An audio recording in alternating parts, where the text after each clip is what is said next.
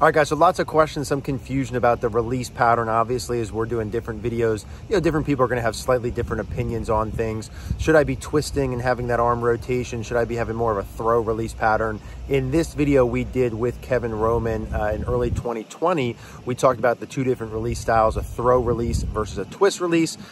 Kevin was trained by Jim Hardy, Plain Truth Golf. They have a lot of awesome info if you want to check them out. But I think this will clear up a lot of confusion about all the videos we're doing and like, hey, how do these pieces match up? What should I use? And how do you match the pieces to what style release you're going to have? So let's check this out a little bit longer, but watch through it. I think you'll really enjoy it. All right, Mr. Kevin, thanks for having us out here, my friend. Thank you for having me, Eric. Appreciate it. As we were talking off camera a little bit, this is quite a bit different than our Bethlehem normal range. We very much appreciate you having us here. I appreciate you coming. So twist release versus the throw release. Now, we talked a little bit off camera, obviously, but I think the majority of people maybe want to know what those terms mean first. And I know we have some cool visuals that you showed me that we were going to go through. And then we'll talk a little bit about what's involved with each of the patterns, maybe what to expect, some feels that they can take along with us. So if you don't mind, I'd like to switch spots and have you show us some of the visuals here to get started. Alrighty. So one of the first things I'll do, especially when I'm doing clinics for our group and stuff, is I'll use these swing arcs. And I use them a lot when I hit balls. And the way I look at golf or was taught, that is, golf is a side-on game. Yeah. Okay. The ball's over here, we're standing to the side of it. Many people see the game as almost like trying to swing the club head at the target. Yeah. Okay. If I was standing on that line, it would work. Yeah. But what I've done is I'll sit up here, set up and get down here. Now you can see I'm to the side of the ball, but I'm on ground level. From there, I can let the club swing on an arc. Yep. And that's really what golf is. People start to make it a straight line game. Some people swing it on a little bit more in arc. Sure. Some people swing it on a little bit shallower arc or smaller arc. Yeah. But it has to be swung on an arc. Yep. That's the easiest way to have consistency. Now, when I took this little orange lie angle tool, you can see how the arc and the tool line up together the whole time. Yep.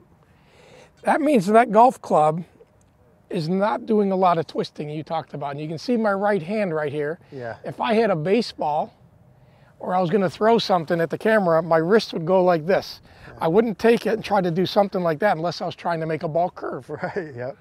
Yep. So to me, and people do it different ways and both are right. But for my golf swing and what I want people to understand is if I can do that and let the club swing on an end-to-end arc, yep, my golf ball is going to have minimal curve. Yeah. You know, and I got a lambkin on top of my grip right here. And when I get into the full swing, we can see that too. But lambkin, when I do this, never changes its orientation. Oh, that's good. A lot of people, so if you get your grip there and you look at it and you brought it around and we can't read it anymore, we've got a club face that's twisting. Doesn't mean you can't hit a good one. Sure. But you're going to have to time it a little bit. Maybe some more curveballs. Yeah. Yeah. Well, you know, and I laughed a little bit, but it's really kind of a one-to-one comparison. You just said is I'm going to go more this way, straight, or I'm going to go this way for a curveball. Correct. Same kind of theory. So if you were to take that little visual, I mean, what a good visual there, right? It's pretty simple. Yeah, it works pretty simple. So if you take that visual from that sort of ground level angle, all that's really happening is that, hey, when you stand up, just the angle lifts. Yeah. And that's part where the visualization of people, it gets kind of skewed when you go up to a standing and bent over position. Sure. On the ground, it makes sense. It's easy to demonstrate. Yes. But once I stand up, if I do this, and you'll see in a second, it does have a visually to the person a little bit different, skews it a little bit. Yeah, and if I were standing down there, and the last point on that, especially with that little piece on the lambkin on the grip, and I was doing the same thing, I would never, ever, ever, ever make that lambkin twist about itself relative to that little arc. Correct. Yeah. So I love that, Kevin. I think it's an initial little visual starting point to understand that. And then we're going to take a break for a second. We'll take these out, and then we'll talk about some of the other pieces that are involved with this. Sure, right. Okay, so moving along here with this throw style release pattern, obviously the visual on the ground there, making that pretty simple. But before we talk about feels and applications for people, I know that there's a kind of, let's say the shaft angle, right, from the down the line angle, and how that relates. Can you give us some visuals of how that relates with the different style release? Oh, definitely. Yeah. Golf clubs nowadays are being built more upright They think everybody slices. Yeah. And what happens is that, you can see if I built the club upright, that eschews and points it way to the left. Yeah. So a lot of people are afraid to let the club do what it stay lower because will hit the ball to the left. Gotcha. Yep. But if I took it like down here, this is the extreme we just did a minute ago with the arc. Yep. I'll do that. I can let the club release. It goes behind me and in Yep. front of me, and I don't have to do anything to twist it. The more I take the handle, and I'm going to go to the other extreme and raise it to 90, Yep. I either have to play like a croquet type thing, Yep. or what happens is usually when we take this golf swing and say we're more upright as we come down because the handle's higher, the face is open, Yes. and then to square it, you'll actually have to twist the shaft like the rudder of a boat a little bit. So in Eric's simplified kindergarten level understanding brain, the more horizontal or lower the shaft angle, the less twist. Very good, Right? yes. The more vertical, the more twist. You have to twist it to open and close the face. Yeah. And so if there's going to be more of a throw, we'll say release style, that would go along with a more horizontal, Correct. lower angle of a shaft, Exactly. right? Versus the more vertical, if you see yourself at impact and the shaft super vertical, there's going to be a lot of twist along Twisting with to that. square the face, correct. Yeah, love that. And I think that's pretty good in terms of giving them the visuals of the two. I would like to talk a little bit about what to expect within each one of those two. So let's break for a moment and then we'll dig into that. All right, Kevin, so let's say we're doing the downswing pattern and we have these two different options, right? We got the throw and we have the twist. In terms of ball flight outcome, what are some things we would expect with each one of those two release patterns? Yeah, that's a great question. The horizontal or the throwing motion, Yeah. the face and the path are very equal, very straight shots, Straight very shots, got minimal curve. Ball position may affect it, but when I hit a shot, because that's the only way I grew up doing this, is I don't have a lot of curve. Yeah, it's a beautiful thing. Okay. Yeah. Now, if someone's coming down and the shaft is here and they have to twist the shaft to square it, you can see it goes from 90 open to the target Yeah. to toe up. And that's what people are told, toe up to toe up. Right. And there's just so much rotation going on. To have it catch at zero is hard. Yeah. But it isn't hard to make sure I hit it with a closed face to play a draw or a little open face to hit to fade. Yeah, got it. So people who have the shaft twisting, Bubba Watson, phenomenal ball hitter, very consistent because he plays a curve. Yes. Yeah, got it. But if someone's got it open to close and twisting it and tries to play straight balls, it gets very frustrating. So you could be a great player and make either pattern work. Oh, definitely, right? definitely. The main point being like, hey, if you're going to be more of this horizontal throw style, expect to and try and manage a straighter ball. Yeah. And then if there's going to be more twists, you're going to play curve with that. Yes, you Play have an to. owner curve. And I've seen tour players that we've been around and swing it more upright, but he played straight balls his whole career. Yeah. So when they changed the swing, he lost it. He's like, I see straight balls, but I can't hit them. Yeah. Yeah. And I'm You sure know? vice versa. Somebody Yeah, goes the and other way now. Matt Kuchar's gone the other way. Yeah. He had a lot of twist. You can see some old YouTube videos out there where them twisting. Sure. And then all he's really worked on with a friend of mine, my mentor, Chris O'Connell, is keeping the face stable and turned his career around, I'd He does say. okay as well. So, and I think you and I, and correct me if I'm wrong in saying this, would say if you could build something from scratch, someone who's golfing, it would be easier to manage if you had more of the throw style, Yeah. less curve for the normal person. Yeah. But if you already got to the point where you play well and you have a ball pattern that's good, I would never change it. don't change it. But just because you see a certain release Don't style. change it. Yeah, got it. Exactly. You know, I always say one of our thoughts is if someone swings it upright and draws the ball, they're coming from the inside. Yep. Don't try to change the golf swing because if you flattened it, he's going to hook it more. Now you're going down the wrong path. Yeah, double whammy. So basically, you know, I'm very cautious of what the student's doing. Only fix something that makes the ball flight better. I don't care what it looks like. Yeah, I love that. That's why you're a great coach. So I think that's very clear in terms of the understanding. Let's pause for another minute. I'm going to hop in. We're going to actually hit some shots and talk about some feels if you'd like to do a little throw style release. All right, Kevin, so let's talk about some actual feels, right, and ways to go about throw style versus a little bit of the Okay. twist. So I come in for a lesson. We never meet. I say, hey, Kevin, tell me what's the deal, man? Show me this throw style release. Where would we start? Okay, yeah, we'll take this and put this on your club first off. Cool. There we go. And what I'd have you do is kind of, let's just talk about the release and a little bit through the ball for a second here. Yeah. For a throw style release, the club is going to be working back in and up the plane. Yep. And when I did that, you can see your right wrist goes into the throwing motion. Yep. You didn't try to hold the angle and hold it and lag it back there. Yep. Your left wrist broke down. Yep. Your left elbow breaks down a little, just like it's a baseball swing. You wouldn't take a bat and swing out towards the pitcher forever because you'd hit down the first baseline. Right. Yep. So we're going to have you feel that you get that angle. So if we bring you back here, you're going to start to feel the club line up early. Yep. You can see that's already at the target. Got it. Very simple to just keep it moving around you, and it's released. Let it throw. A lot of people will get to here, line it up, and then stop throwing. Yeah. Yeah. So once you get here, big thing for me is having people feel the left wrist give up. Got it. So like kind of the back of the left hand a little more up towards the sky. I almost feel like this left arm is just kind of going cuppy. Yep. Now correct me if I'm wrong with this. In terms of getting to a position where someone would be able to do this, right? And I think the point you made here is important of this being already pointed towards the ball earlier, right? So if I'm coming in and I'm like here and I do that, obviously I didn't set myself up for it. Yeah, I need a twist. If you do it back here, that's a great question. Thank you, sir. That face is open, okay? Yep. Now if I do it below the waist, we call the waist a no-fly zone. Okay.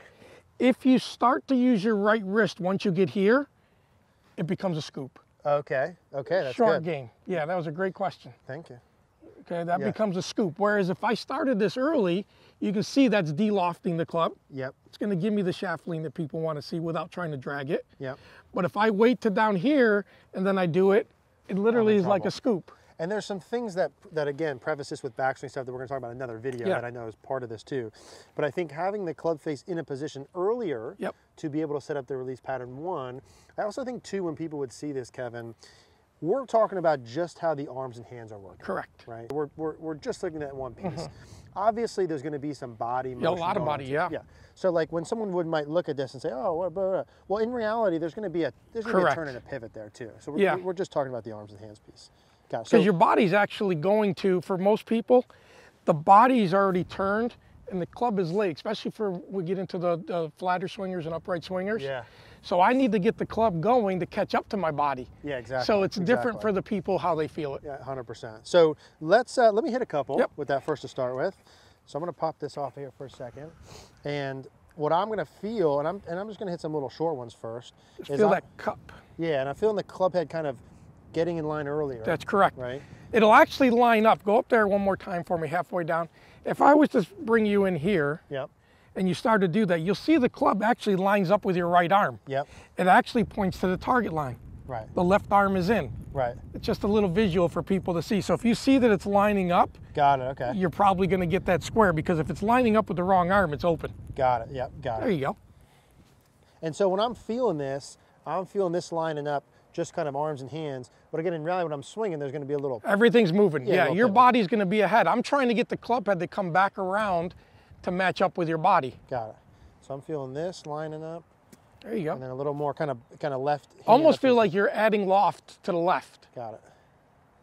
There you go. That's up the plane without twisting of the shaft. I will say, as I'm starting to feel that I am... that it, especially, you know, me doing videos and like doing 9 million different things and trying a lot of stuff, it feels very athletic, free, like I would do in other sports, not kind of manufactured, right? Yep. So I'm going to do that and feel that one more time.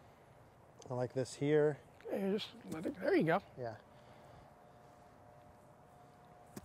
Good. Got it. And I like that visual of that club head there as well. There you go. We got a little fade on that one. So I would say for me, you know, a couple of different feels that I would have associated with this, because I am normally a shaft vertical twist guy, right? Which we'll talk about. So for me, a little more of the face up towards the sky, back to the left hand, and the freedom of the right hand to be able to throw. And that's, you can see how much the club is past your lead arm if you do that. Yeah. That's past. You look at some Mike Austin, real long drivers, Ben Hogan. Yep. There's where they get the lead arm, the shaft is past. Yep, got it. Versus most people are trying to do this. Yeah. And I got some pictures of Hogan in his hooking years. He never let it pass. Yeah. Yeah, yeah. And then he let it pass. He said he felt like he was playing closed to open, but it really wasn't. Yeah, I gotcha. Let's do one more with that, and then I want to talk about the twist style, because that's more kind of up my curveball alley. You got it. Yeah, so let's do one more of this. Very good. Yeah, I like that. And so, and I can see for me, Kevin, if I was going to hit some shots and work into that and say, hey, I want to work towards that pattern and work through a bucket of balls, that feels pretty easy for me to be able to work those in. But let's say the flip side of that. Okay. Like me, for just a lot of different variable reasons we won't get into, and definitely more of a vertical shaft and a lot of rotation twist about it, and have hit a draw, a hook for a long period of time, was taught to do a lot of that. And so for me to feel that, compared to having this. I'm going to put the ball over here because I'm going to show you the difference in the two divots at the end so that people can see what they're reading. Okay, cool, love it. So for me, as I demonstrate, I'm just over the camera. So for me, instead of feeling the throw style, right, it should be a little bit more of this way, I'm going to feel a little bit more of the right arm. That's it. Right arm going out towards a target like you're shaking hands. Right arm. Okay, so more right arm this way. Yes. Got it. And exactly. When I would hit this with the throw style, you know, those balls obviously pretty straight, little cut with the wind. This I would expect to have a little draw, or at least hold up against it. And just play the draw. I mean, people have a hard time understanding that I can curve a ball 20, 30 yards. Yeah. And it's safe. And just play it. Yes. Yeah. There you go. Nice little draw on that one. Very good. And that one, obviously, for me, feels easier to do because that's what I normally do, right? And to match up with some of my backswing pieces we talked about, I'm going to do one more here like that. So again, for me, feeling this kind of here. Yep, kind of going outward, isn't it? It's not coming. Fingers at the target, there kind you of go. palm, little handshake. I like that. Yep. And allow that to do a little bit of a draw motion. Let's do one more of those. Very good. Yeah, and that's kind of more of my typical. And you can see with the performance of the shots, like the first pattern not being my normal, feels like I got to work a little bit more to it. But if I have those P's in line, or I wanted to take some of the curve off and go that route, no big deal. No big deal. And I don't like to change people. That's your pattern, good player. Yeah. Leave it alone. Too many people are trying whatever the newest fad or something is doing. Our bodies are different. We see things differently. We've made a lot of swings differently. Yep. If you're starting somebody from scratch, you can kind of work with what you'd like. Yep. But usually trying to change somebody out of their natural tendencies is very hard and usually not successful, whether it's a PGA Tour player or a club player. Yeah, especially if they're already to the point where you're doing this thing and hitting it fairly well, like pound that pattern. Exactly. And work that pattern. So I like that, Kevin. I think that's a pretty good starting point for us. Guys, throw style release pattern versus a twist. A little bit of a recap here with some of this. Throw style pattern, face being more square to the arc, straighter golf balls.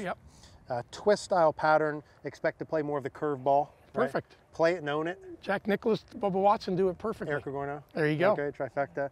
And I really like that. A couple simple feels to start with. More throw style, more kind of right wrist past the hand, left back of the hand up towards the sky. The twist style with the palm more down the target line. Liked it a lot. Figure out what works. We're going to talk in another video about some of the backswing pieces, but that was a beautiful start. Kevin, thanks. Very good. Appreciate it.